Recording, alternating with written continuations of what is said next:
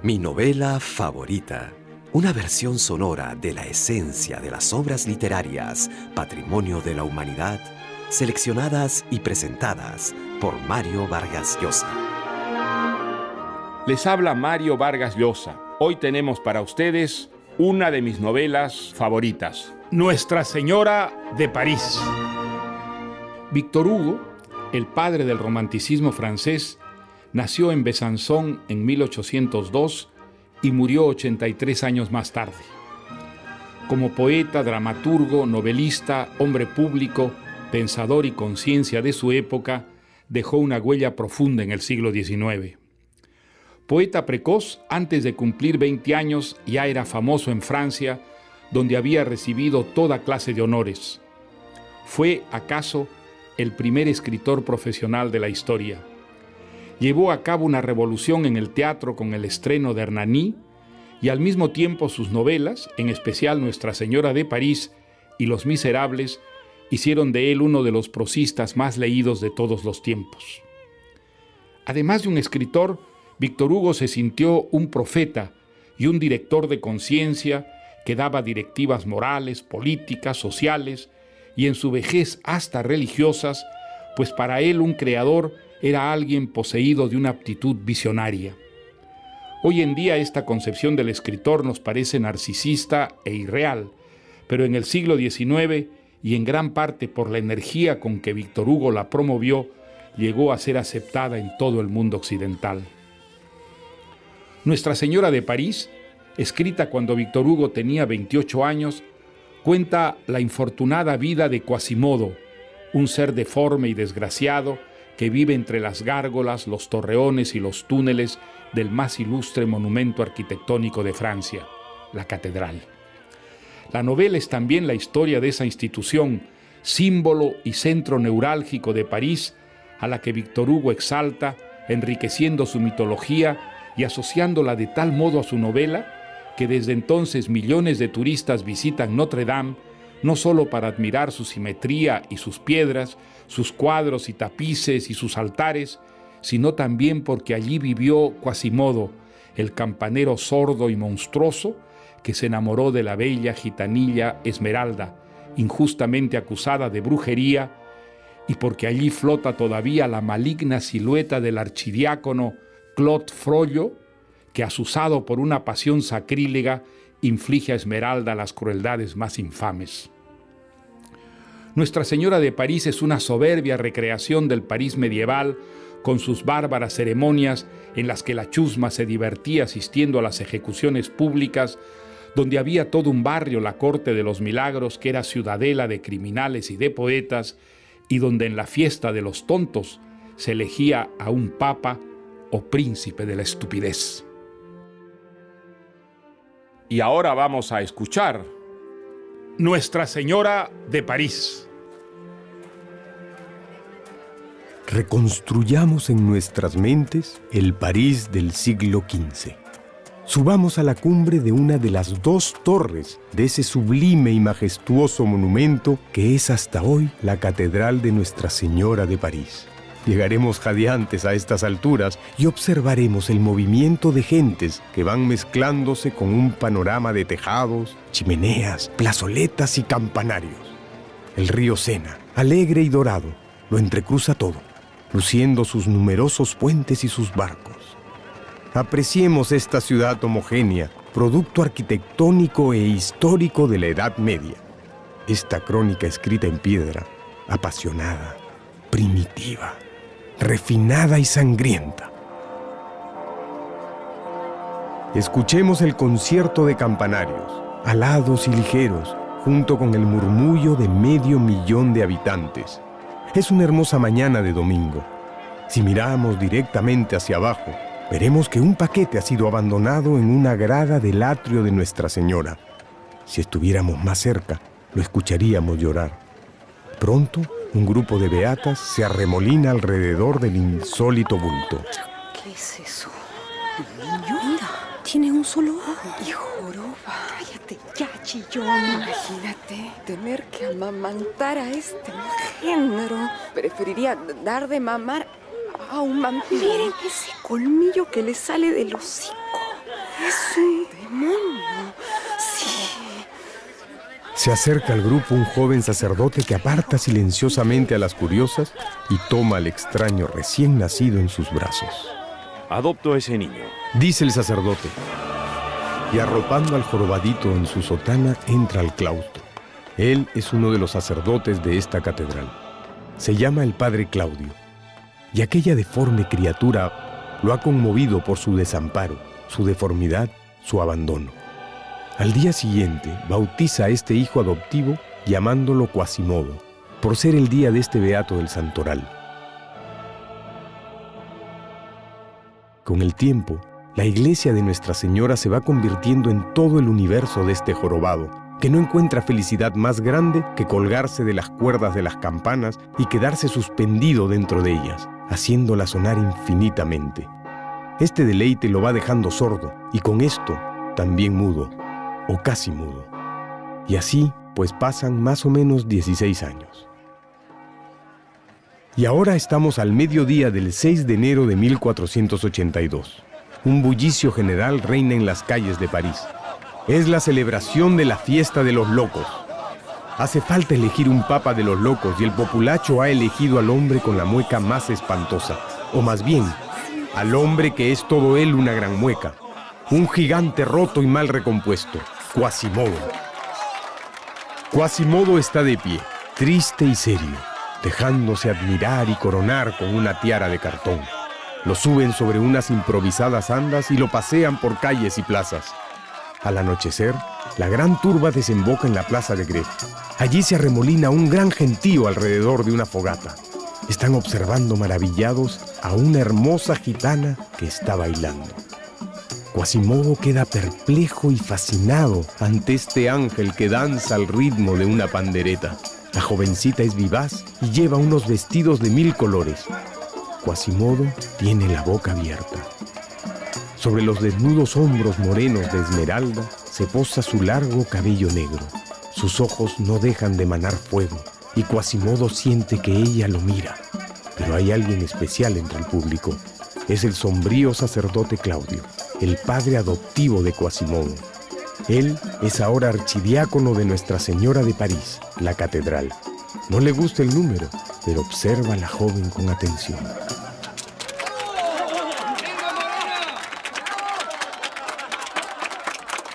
La hermosa gitana está agradeciendo los aplausos cuando de pronto... ¡Que se largue ese saltamontes egipcio!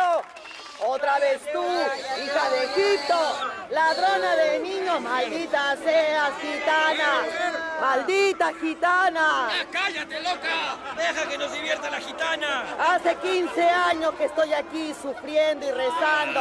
15 años que me golpeo la cabeza contra esta pared y yo les digo que las gitanas me robaron a mi hija. ¿Me escuchan? ¡La misma cantaleta desde hace 15 años! ¡Deja que cante Esmeralda! Las gitanas me han comido a mi hija con sus dientes. ¡Pues esta no lo hizo! ¡Está muy delgada! Los aullidos de esta mujer, que sigue gritando y desvariando, salen de una celda subterránea que tiene una estrecha ventana a la calle con 2 barrotes de hierro. Es la célebre Torre Roland, donde algunas mujeres afligidas se entierran en vida para hacer penitencia, rogando, clamando por un milagro. El pueblo le llama el agujero de las ratas a esta sombría y húmeda cavidad.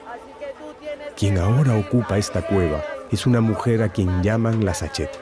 Hace 15 años se hizo reclusa, cuando los gitanos, según dice, le robaron a su pequeña bebé de apenas meses de vida. Este espectro viviente pasa días enteros con la vista fija en un pequeño zapatito, único recuerdo de su hija. Ahora, frente a la gitana, hace explosión su rabia contra esa estirpe que le arrancó a su criatura recién nacida. ¡Lárgate ya, gitana del infierno! ¡Come niños! ¡Miserable! ¡Devuélveme a mi Inés, mi pequeñita! ¡Maldita seas, hija de Egipto! ¡Maldita seas! ¿Tienen corazón? Los gritos de la Sachet dispersan a algunos y permiten al archidiácono Claudio descubrir que Quasimodo es el papa de los locos. Al verlo vestido de payaso, la cólera se le sube a la cabeza y lo baja de las andas a empujones. La gitana aprovecha el momento para irse a casa, internándose por 1000 recovecos. A mitad de camino, percibe 2 sombras que la siguen. Acelera el paso, pero al doblar la esquina, de golpe es levantada de un tirón por los aires. Y luego se siente llevada en hombros por un monstruo salido de las tinieblas. Es Quasimodo. ¡Selmer! ¡Vamos! ¡Algo ahí, miserable! ¡Deja a esa dama! Un caballero que acaba de aparecer arranca a Esmeralda de los brazos del jorobado y la pone sobre su silla de montar. ¿Qué esperan para apresar a ese infeliz? ¡Es un monstruo! El recién llegado es un apuesto capitán de arqueros. Y síganlo. ¿Se encuentra bien, señorita? Sí, gracias. Soy el capitán Febo de Chateaupert, preciosa. Le debo la vida, capitán. Pero mientras el joven se atusa el bigote, la gitana salta del caballo y desaparece como un relámpago. ¡Por el ombligo del Papa! Se fue. Vaya que era hermosa esa mozuela. Ya lo tenemos, capitán. ¿Qué hacemos con este jorobado? Llevarlo preso por desorden público. Vamos, en marcha. Aunque habría preferido quedarme con la gitana, claro está. Y mientras Quasimodo es entregado a la justicia, Esmeralda llega flotando de felicidad a su hogar, la temible corte de los milagros. Ese barrio de ladrones, prostitutas y asesinos es la horrible verruga de París. Allí, los mendigos de día se convierten en bandidos de noche. Dejan de lado sus disfraces de limosneros y el cojo corre, el ciego mira, y al tullido le aparecen por milagro los miembros faltantes. Aunque ningún hombre prudente visita esta zona, Esmeralda se siente segura entre esas gentes que la quieren como a una hija. El rey del lugar, un vulgar mendigo para el resto de París, se llama Clopin. Es como un padre para esta Esmeralda, que ahora se sienta frente a su ventana y acaricia a su adorada cabrita. Yali, creo que el amor debe ser como que 2 personas se vuelven una. Un hombre y una mujer que forman un ángel, como están en el cielo.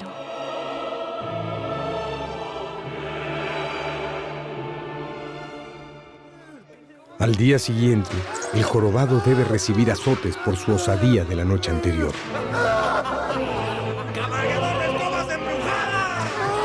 Sobre las espaldas del jorobado empieza a surgir la sangre, mientras el campanero se retuerce de dolor intentando en vano romper estas fuertes cadenas que lo sujetan al tormento. tú, sordomudo! ¡Gordo! ¡Jorobado! ¡Máscara del anticristo! ¿Qué pensaste este diablo toca el ángel? Quasimodo es, en efecto, sordomudo, pero entiende muy bien el odio pintado en esos rostros. Algunas pedradas empiezan a lloverle. Y luego, Quasimodo suelta un gran grito. Ese grito desesperado es una nueva diversión para el populacho.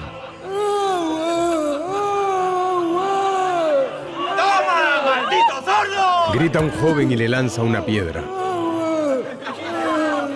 ¡Toma esta agua! Por fin una muchacha, acompañada de una cabrita blanca de cuernos dorados, se abre paso entre el gentío. Sube las escaleras al cadalso y acerca muy despacio un cántaro de agua a los áridos labios del infeliz jorobado. El único ojo de Quasimodo se llena de lágrimas. En cualquier lugar del mundo, ver a una bella muchacha, fresca, pura, encantadora, ayudando con tanta caridad a un ser tan deforme y tan horrible, sería un espectáculo conmovedor. Pero aquí es simplemente sublime. La multitud está sobrecogida y por fin guarda un respetuoso y emotivo silencio.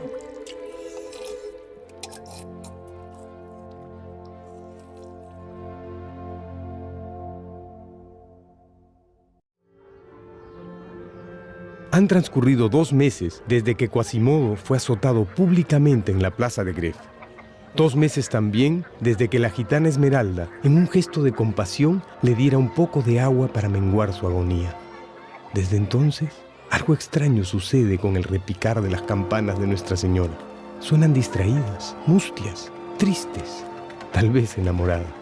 Pero han comenzado los primeros días de verano y esta es una mañana alegre. Frente a la catedral, en el balcón de su suntuoso palacio, se encuentra la hermosa y distinguida señorita Flor de Lis. Está bordando junto a su madre, mientras su novio, el apuesto capitán Febo, se arrepiente cada segundo de encontrarse tan próximo al matrimonio con Flor de Lis. Madre, ¿quién es ese hombre de negro allá arriba en la torre? Es el padre Claudio, el archidiácono. Y el otro es el jorobado, su campanero. Ese cura parece poseído, madre. Dicen que se dedica a la magia. Lo digo por cómo observa esa gitanilla bailando en la plaza. Que tenga cuidado esa joven. Al archidiácono no le gustan las gitanas. Baila maravillosamente.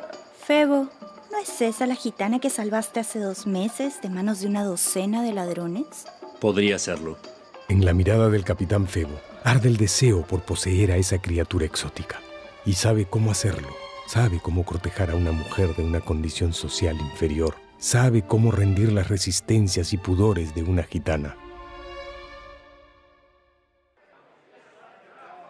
Una semana después, el caballero Febo está saliendo de una taberna acompañado de un amigo bastante pasado de copas. Rayos y trueno, van a dar las 7, la hora de mi cita. Pues márchate, querido Febo. Por las verrugas de mi abuela, amigo. Necesito el dinero que me ofreciste. ¿Qué dinero? El dinero para mi cita. Solo puedo llevar a esa gitana a la casa de la alcahueta del puente. Y esa vieja no me fía la habitación. Lo siento, amigo. No bebimos todo el dinero.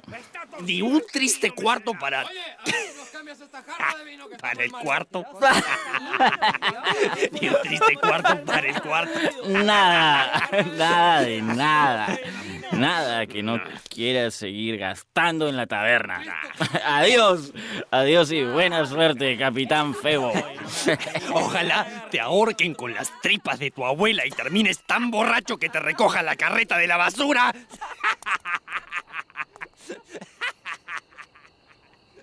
El capitán Febo atraviesa las oscuras calles de París rumbo a su cita. Pero se le acerca una sombra salida de la espesa neblina. Un hombre de capa negra y con el rostro cubierto con una capucha. Al capitán, hombre valiente, poco le habría importado vérselas con un ladrón, pero este espectro lo ha petrificado. Si eres ladrón, pues no llevo encima ni una sola moneda. Además, aunque soy noble, mi familia está totalmente arruinada. Será mejor que busques a otro. No, señor. No pretendo robarle al capitán Febo. ¿Cómo demonios conoce mi nombre? No solo conozco su nombre. Sé también que tiene usted una cita esta noche, dentro de un cuarto de hora, en casa de la alcahueta del puente. San Miguel Arcángel, ¿cómo lo sabe? ¿Esa cita es con una mujer? Sí, pero ¿quién demonios es usted? Primero el nombre de esa mujer. Esmeralda. Mientes. Por Cristo y Satanás juntos, ¿me has llamado mentiroso? Mientes, desgraciado. Muy bien, pues desenvaine la espada. Olvida que usted tiene una cita, capitán. Siempre es bueno hacerse esperar un poco por las mujeres. Aquí tiene el dinero que le falta para la habitación. Por Dios. Es usted un adivino y un buen hombre. Pero ese dinero es suyo con una condición. Debe probarme que hoy se encontrará con Esmeralda. ¿Cómo haré eso? Ver para creer. Ah. Bien. Me da igual.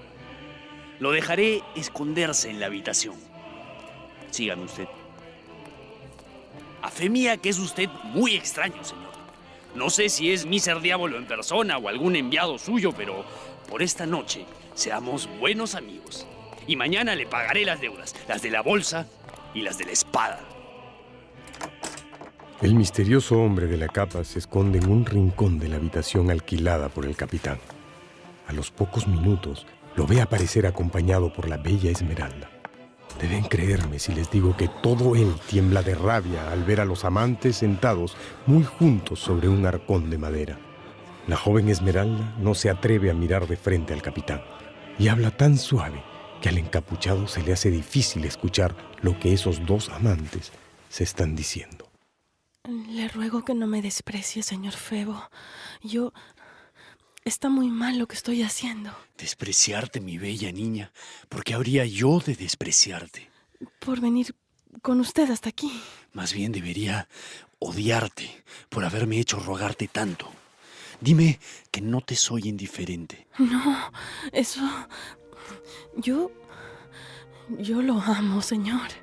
Es entonces que el entusiasmado Febo pasa su brazo por la cintura de la gitana. Usted es bueno, generoso y bello. Y me ha salvado a mí, que no soy más que una pobre muchacha. Febo besa el hermoso cuello de Esmeralda. Pero usted me ama. Que si te amo, ángel de mi vida, mi cuerpo, mi alma, mi sangre, todo es tuyo, todo es para ti. Te quiero y nunca he querido a nadie más que a ti. El capitán ha repetido tantas veces esta frase en situaciones tan similares que el discurso aparece en sus labios sin un solo error. Ante esta declaración apasionada, la inocente Esmeralda se llena de felicidad. Este es uno de los momentos en que uno debería morir. No, ángel mío, es justamente el momento de vivir. Febo ha encontrado la ocasión para robarle un beso de su boca. Pero esto aumenta la tortura del encapuchado, que acaba de sacar de entre sus ropas un puñal. Ya verás cómo te quiero, mi Esmeralda. Serás la criatura más feliz del mundo. Y así, Febo le va soltando el cinturón a la joven. Encontraremos una casita en cualquier parte. Ya haré desfilar a mis arqueros a tu puerta para que sepas que te amo. Las manos de Febo recorren los hombros morenos, la pequeña cintura, el delicado cuello de la jovencita. La pasión se hace incontenible y con un gesto violento, el capitán le arranca la blusa a la muchacha. Esmeralda intenta cubrirse los senos, pero el gesto del capitán ha puesto también al descubierto un pequeño bolso de seda, adornado con lentejuelas verdes, que Esmeralda lleva colgado al cuello. ¿Qué es esto, preciosa? Un amuleto que me permitirá encontrar a mi madre, a mi pobre madre, si me conservo digna de ella, si me conservo. Ay, ya no puedo hacer esto, señor Febo. Por favor, le ruego que me devuelva mis ropas y me disculpe. Ya veo que no me quieres. ¿Que no lo quiero? No, no me quieres. No me amas, Esmeralda, eso está claro. ¿Que no lo amo? ¿Qué está diciendo, señor? Me desgarra el corazón. Me hablas solamente de tu madre y me hablas de usted. No, Febo de mi alma. Yo sí te amo. Te amo. Tómame toda. Haz de mí lo que deseas, pero no me desprecies. Soy toda tuya. ¿Qué puede importarme este amuleto? ¿Qué me importa mi madre? Lo único que pido es que me ames. Ella ahora está colgada de Febo y él la abraza, la besa, la acaricia mientras la va desnudando. Está a punto de hacer la suya cuando Esmeralda ve, detrás de su amado, la cabeza de otro hombre. Tiene el rostro lívido, verdoso, convulsionado de rabia. Sin darle tiempo a soltar un grito, el miserable eleva en su mano un puñal y lo introduce entero, de un solo golpe, en la espalda del capitán.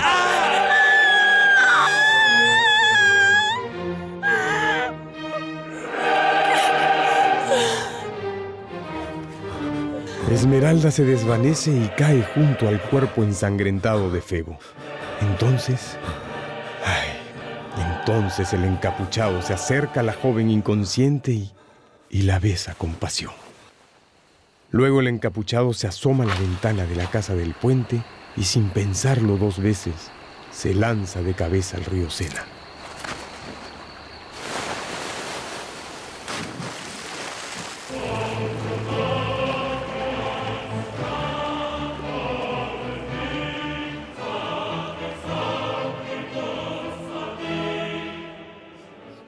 La corte de los milagros se encuentra en una incertidumbre mortal. Comandados por el mendigo Coplán, han buscado a Esmeralda por todas las calles de París. No sabe esa tribu de ladrones que a su adorada gitana la han declarado culpable del asesinato del capitán Febo y la acusan también de brujería. En este preciso momento, la joven está siendo llevada a rastras por un grupo de oficiales a uno de los calabozos de la temida Santa Inquisición. La llevan para que confiese. ¡Febo! ¿Dónde estás? Señores, por favor, díganme si vive. Silencio, mujer. Eso ya no te importa. ¡Por caridad! Habla, arpía. Solo dígame si vive. Contésteme por misericordia. Dígame si mi Febo respira. Muy bien, criatura. Digamos que se está muriendo. ¿Contenta? ¿Muerto? Está muerto. Y tú pagarás ese crimen, asesina. Fue un hombre de negro, se lo juro. Con una mirada siniestra y el rostro cubierto con una capucha. El mismo diablo con el que has pactado. ¡No! ¡No es cierto! ¡Suéltenme! ¿A dónde me llevan? Febo, quiero que me lleven ante él. ¡Ante él! El cuerpo de la desdichada joven se estremece al entrar en la cámara de torturas. Hay instrumentos regados por toda la habitación. Tenazas, pinzas de hierro, un colchón de cuero del que cuelgan correas de unas argollas. Un torno capaz de descuartizar al hombre más fuerte. Esmeralda va perdiendo la fe en Dios, mientras la invade el terror a verse atada al torno. Sus pequeños pies son metidos en un espantoso revoltijo de sierras, ruedas y caballetes. Confiesa, bruja endemoniada, que tienes tratos infames con el diablo, bajo la forma de una cabra. Confiesa que fue con la ayuda del demonio, en forma de un fantasma encapuchado, que has apuñalado y asesinado al capitán llamado Febo de Chateaupers. Esmeralda sometida al tormento, confiesa todo lo que le piden confesar. Y queda encerrada en las mazmorras a la espera de su condena.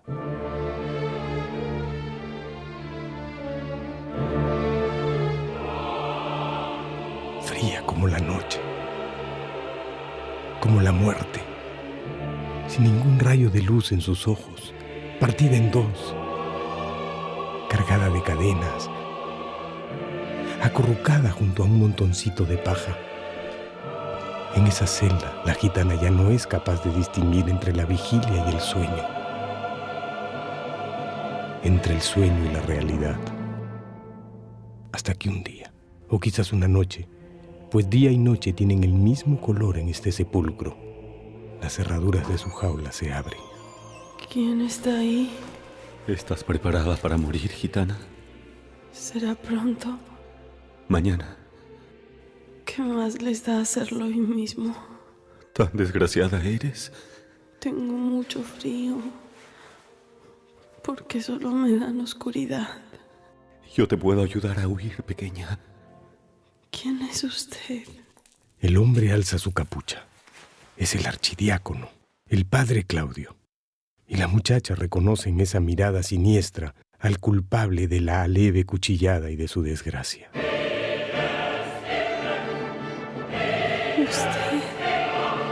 Usted mató a mi Febo. Miserable. ¿Quién es? ¿Qué le he hecho? ¿Por qué me odia tanto? ¿Por qué ha desgraciado mi vida? No. ¿Qué tiene contra mí? Nada, Esmeralda. No tengo nada. Solo te amo. ¿Me oyes? Te he dicho que te amo. Qué triste amor que no puede salvarme.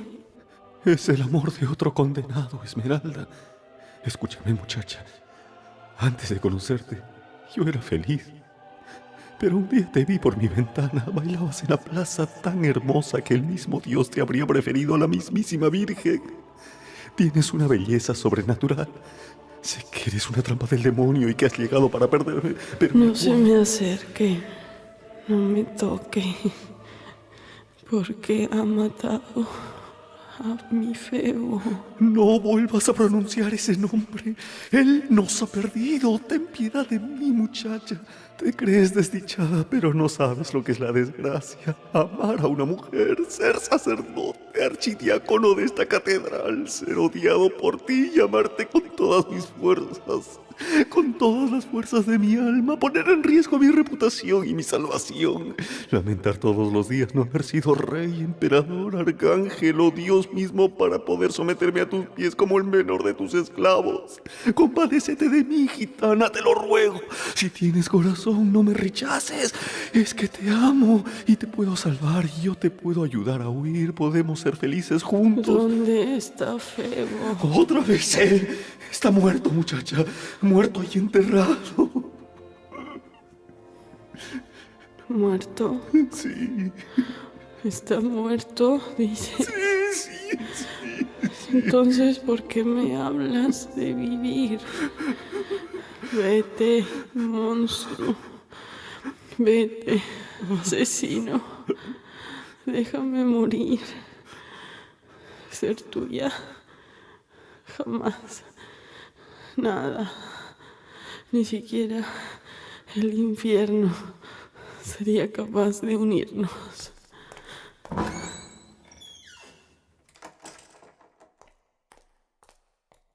Ha llegado el día de Esmeralda.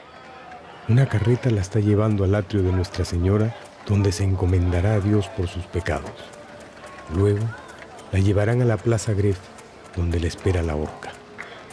Ahí va la gitanilla, pálida, mustia, atada de manos, temblando de miedo, con la cabrita a sus pies, con el cabello revuelto, un simple sayal y con el amuleto de siempre al cuello. Y la gente del camino, al verla tan frágil, tan niña, tan bella, no puede evitar conmoverse. La condenada levanta sus ojos, rojos y secos, suplicantes, hacia el cielo y descubre, frente a la catedral, en un balcón, junto a la arrogante flor de lis, a su amigo, a su amor, a su adorado Febo. Está vivo. El juez ha mentido. La Santa Inquisición ha mentido. Ese cuervo disfrazado de cura ha mentido.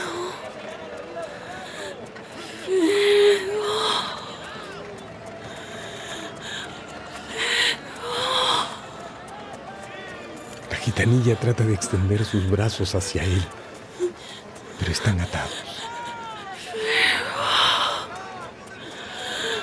Soy yo, Esmeralda. Y apenas el capitán cruza miradas con la joven, pues frunce el ceño, toma por la cintura a Flor de Lis y ambos desaparecen tras los cristales del balcón. No te vayas. No me desprecies. No me digas que tú también les has creído. Soy inocente. Soy inocente. Suélteme. Pero la carreta sigue su camino y los verdugos se mantienen inconmovibles al clamor del pueblo que sigue gritando ahora su liberación. Y en ese momento, desde lo alto de las torres de la catedral, atornillado a gruesas cuerdas atadas a las columnas, se descuelga Quasimodo, el jorobado. De un solo impulso llega hasta la plaza, derriba con sus enormes puños a los verdugos, toma a la gitana de una mano y suspendidos ambos por los aires, suben balanceándose hasta llegar a lo alto de la iglesia, mientras el campanero jorobado grita: ¡Asilo! ¡Asilo! Desde la Edad Media existe el derecho de asilo. Hay lugares donde la justicia humana ya no tiene poder. Las iglesias gozan de este privilegio. Por esto, en el recinto de Nuestra Señora, nuestra Esmeralda es una persona sagrada, pero solo allí. Quasimodo lleva en brazos a la gitana en una desenfrenada y triunfal carrera por torres y galerías. La deposita con cuidado en una pequeña celda donde le muestra un cesto de comida y un colchón. Come. Duerme. Son su propia comida y su propio colchón lo que el campanero le ofrece a Esmeralda. Entonces ve que los labios de la muchacha se mueven. ¿Por qué me has salvado? Quasimodo no entiende, pero sí entiende. Soy sordo. No me falta más que eso, ¿verdad? Pues sí, soy sordo. Así estoy hecho. Es horrible, ¿verdad? Pero tú eres hermosa. Nunca me he sentido tan feo como ahora cuando por fin estoy junto a ti. Seguramente te asusto, te parezco un monstruo, ¿no? Pero tú eres como un rayo de sol, como una gota de rocío. Y yo te cuidaré. Si necesitas algo, debes hacerme señas y yo te entenderé. Siempre.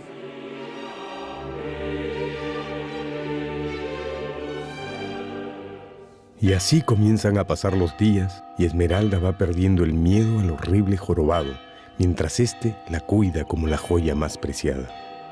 No hay día en que la niña despierte sin encontrar un jarroncito de flores frescas junto a un plato de comida caliente. Y no hay noche en que la muchacha no se acueste sin tener al vigilante Quasimodo montando guardia a la puerta de su celda. Sin embargo, el campanero sabe del sufrimiento de la gitana. La ve pasar jornadas enteras con la cara pegada a los cristales de la ventana de su celda. Febo, ven, una palabra, en nombre del cielo. Febo. Quasimodo deduce que el objeto de aquella súplica es un joven, un capitán, un apuesto caballero de uniforme. Solo hay que ser hermoso por fuera para ser amado. Y a pesar de tener el corazón partido por la pena, Quasimodo decide buscar al capitán para poder hacer feliz a la muchacha.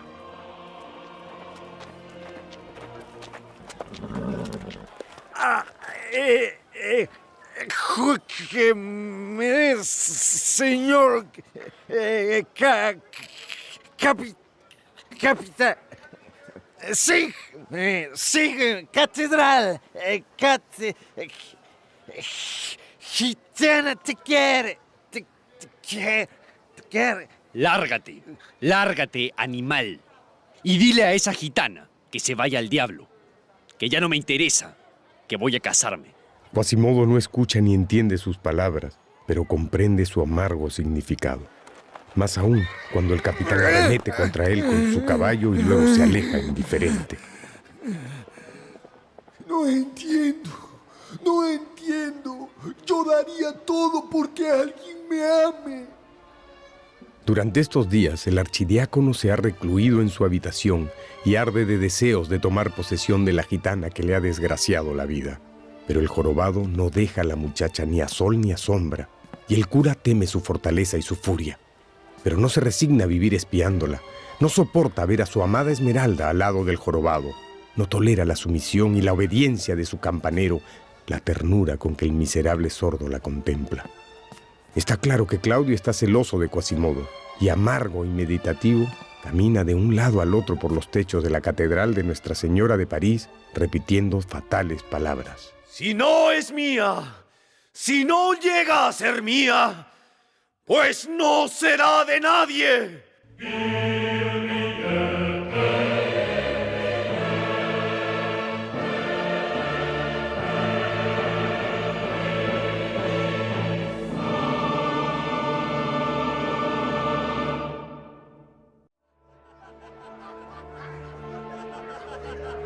El archidiácono Claudio no soporta verse despreciado por la gitana. Ha jurado venganza y elabora un siniestro plan. Correr la voz entre los bandidos de la Corte de los Milagros de que la gitana será apresada y colgada en la plaza de Gref. Los truhanes tomarán por asalto la catedral y secuestrarán a su adorada niña. Él podrá luego recuperarla. Por eso, esta noche podemos ver en una taberna a la temible Corte de los Milagros reunida alrededor de su rey, Coplan Truffaut. Él está repartiendo las armas. Ya. Es medianoche. Tomen las armas. Cruzaremos en silencio. No encender antorchas hasta llegar a la catedral. Vamos, en marcha. Y con estas palabras, todos los truhanes, hombres, mujeres y niños, salen a la calle, armados con hachas, espadas, cuchillos, puntas de lanza y hasta cacerolas. Al otro lado de la ciudad, en Nuestra Señora, Quasimodo no duerme. Desde hace días lleva en el pecho un mal presentimiento y monta guardia con el corazón lleno de desconfianza. De pronto ve, con el único ojo que le dio la naturaleza, un gentío que avanza hacia la catedral. ¿Van a atacar a su amada? Debe despertar a su Esmeralda, quizás ayudarla a huir. ¿Pero por dónde? Los truhanes ya han llegado a la plaza de Nuestra Señora y están encendiendo antorchas. Clopin avanza y levanta la voz. ¡Archidiácono! Nuestra hermana injustamente condenada se ha asilado en tu iglesia. Tú le debes protección, pero la justicia quiere prenderla y tú has consentido en eso. Piensan colgarla en la greve mañana mismo. Pero Dios y nosotros estamos aquí. Y si tu iglesia es sagrada, también lo es nuestra hermana. Y si nuestra hermana no es sagrada, tampoco lo es tu iglesia. Entréganos a Esmeralda o asentaremos tu iglesia. ¿Me has escuchado? Quasimodo es sordo, no puede oír las palabras de Coplan y piensa que su amada está en peligro. ¡No hay respuesta! ¡Muy bien! ¡Muy bien! ¡Adelante, hermanos! ¡Al trabajo, cerrajeros! 30 hombres fornidos llegan a la gran puerta de la catedral. Con martillos, palancas y tenazas intentan forzarla y entrar. ¡Vamos, hermanos! ¡Todos juntos!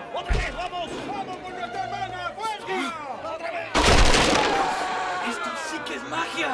¿Qué demonios es eso? ¡Maldita sea! ¡Los curas se defienden! ¡No se ve nada allá arriba, Coplan! ¡Por todos los demonios! ¡Adelante, hermanos! ¡Es solo una viga! ¡No nos asusta una viga! ¡Al asalto! ¡Al asalto y al saco! Cae una lluvia de piedras sobre los asaltantes.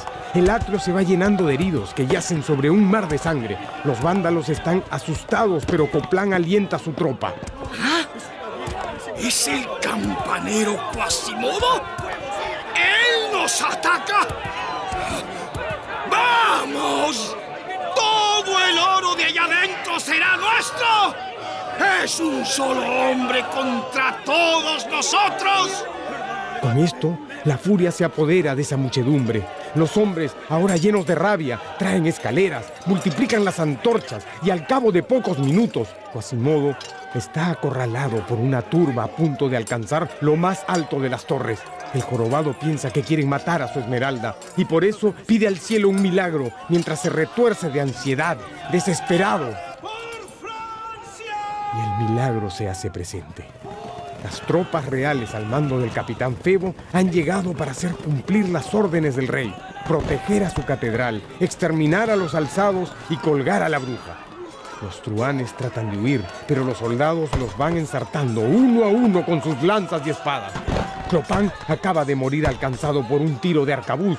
En poco tiempo es de los soldados la victoria. En lo alto de la torre, Quasimodo cae de rodillas y agradece al cielo.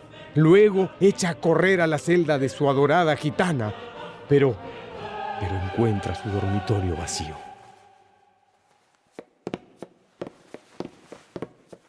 ¿Dónde está? ¿Quién se la ha llevado? ¡Esmeralda! ¡Esmeralda! Quasimodo recorre toda la iglesia llamando a Esmeralda como mejor puede. Está loco, desesperado, y les abre las puertas a los soldados para que lo ayuden a buscarla. Estos comprueban que la gitana ya no está y salen a las calles. El jorobado. El jorobado cae abatido, el alma hecha pedazos. Por fin comprende que solo un hombre puede haberse llevado a su niña. Solo su protector, su amo, solo el archidiácono de la catedral, el padre Claudio. ¡Suéltame, demonio! ¿A dónde me llevas? Escúchame. ¡Déjame! Escucha, esta es la plaza de Greve. ¿La conoces? Las tropas reales quieren colgarte de esa horca, ¿entiendes? Yo acabo de arrancarte de sus manos, pero nos persiguen. ¿Los oyes? ¿Te das cuenta de que te están buscando, de que no miento? Mírame, Esmeralda. Todavía puedo salvarte, de ti depende. Escoge entre ser mía o morir en la horca. Vamos, tú sabes que te amo. Vamos, dime una palabra, solo una palabra. ¡Una! ¡Asesino! Muy bien, prefieres morir. ¡Pues muere! ¡Baja! ¡Venga! ¡Vamos! ¡Silencio! ¡Vamos! ¡Vamos! Y el sacerdote arrastra a Esmeralda por los suelos hasta el agujero de las ratas, esa celda subterránea que ocupa la Sachet. ¡Sachet! ¡Sachet! ¿Quién llama? Mira lo que te traigo, Sachet. Aquí tienes a tu gitana. Pásame un pedazo de tu cadena. ¡Déjame! ¡No me sujetes! ¡Suéltame! Sí, Sachet. Toma y sujétala bien mientras llamo a la guardia. Hoy tendrás el placer de ver colgado a este demonio. Te van a ahorcar. ¡Suélteme! ¡Por favor, suélteme! Gitana miserable. ¡Por favor! Mujer, yo no te he hecho nada. ¿Nada? ¿Nada? Ustedes, los gitanos, me robaron a mi hija. Ustedes se la comieron. Tendría ahora tu edad. Hace 15 años que estoy aquí. 15 años sufriendo y rezando para nada. 15 años que me golpeo la cabeza contra la pared. Ay, cómo te mordería si te tuviera cerca. Si no hubiera esos barrotes. Señora, tenga piedad.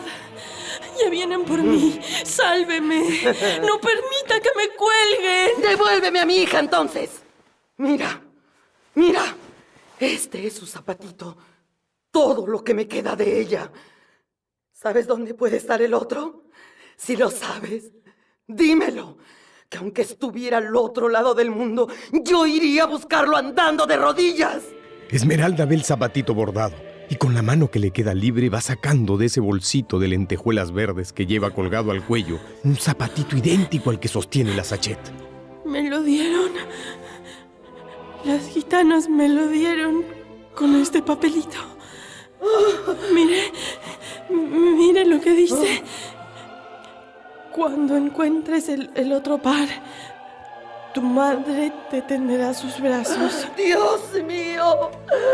¡Dios mío! ¡Eres mi hija! ¡Hija! ¡Dios mío! Tenerte frente a mí y no poder abrazarte, hija. La Sachet golpea con el ladrillo que le sirve de almohada y acaba rompiendo los dos barrotes. Los arranca con sus propias manos. Esmeralda se introduce en la celda y luego, después de 15 años, madre e hija se abrazan por fin. Tengo otra vez a mi hija. Está aquí. Dios me la ha devuelto. Dios mío, qué hermosa eres. Ay, hija, perdóname. He debido parecerte muy mala, ¿verdad? Ay, Dios, cuánto te quiero. ¡Qué felices vamos a ser! Madre, hija. Madre, sálvame. Llegan los soldados. Me van a matar. Estoy condenada a muerte. Ven, entra. Escóndete aquí. No podrán verte. Les diré que te has escapado. Que te solté yo misma. ¡Vieja Sachet! Buscamos a la bruja gitana para colgarla. Nos dijeron que tú la tienes. Me mordió. Tuve que soltarla. Déjenme tranquila. ¡Estás mintiendo, vieja! ¿Y qué ganaría con eso? ¿Por qué están destrozados tus barrotes? Una carreta los ha golpeado. ¡Mientes!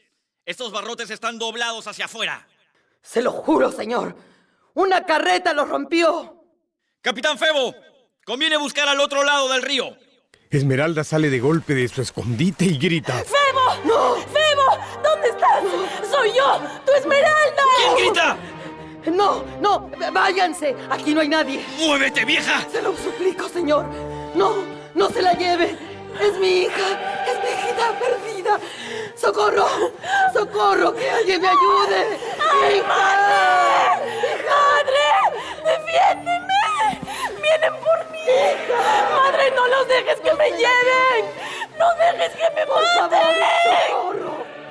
Pero ya no hay nada que hacer. Los guardias han entrado en la hacienda. Toman a Esmeralda mientras la madre se aferra a su niña y la cubre con su cuerpo.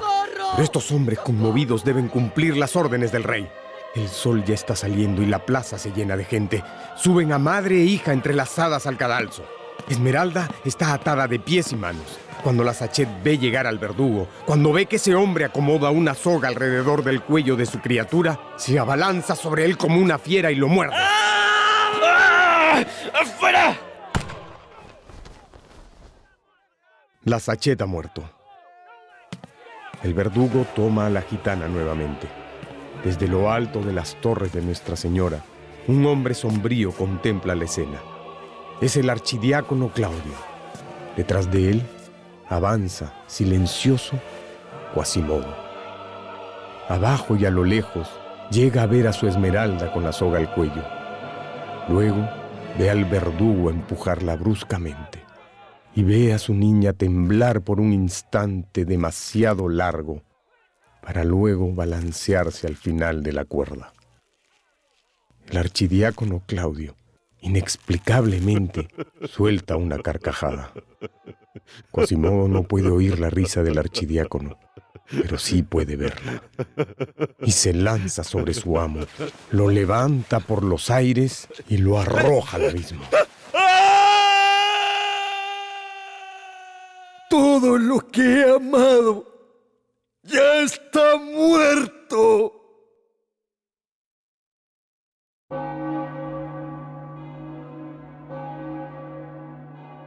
Desde ese momento fatal, no se volvió a ver a Quasimodo.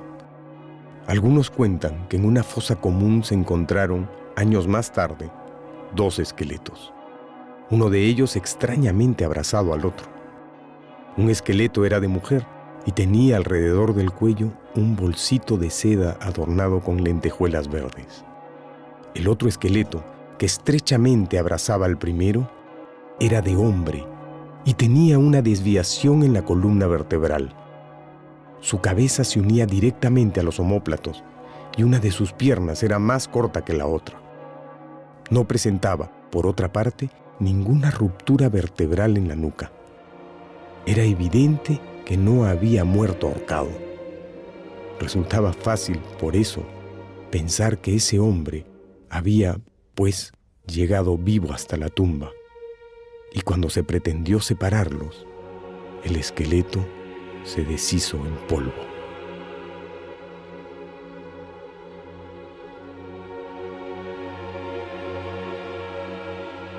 Y así termina una más de mis novelas favoritas. Agradece su compañía Mario Vargas Llosa.